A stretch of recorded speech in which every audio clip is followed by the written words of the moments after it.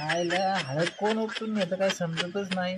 कंटाळा आला बो राखण करून करून. कव्हर माणसाने राखण करावं काही समजत नाही.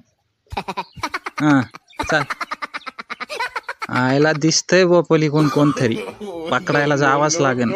कोणी बघावं लागेल तिकडे. पिशवी बी लईच मोठी दिसती बो. ए कोण आहे रे? आमची हळद चोरून नेतो इथून. कोण आहे? अरे थांबा, तुमची पोलीस मध्ये कंप्लेंटच देतो. थांबा. थांब थांब थांब थांब थांब थांब थांब.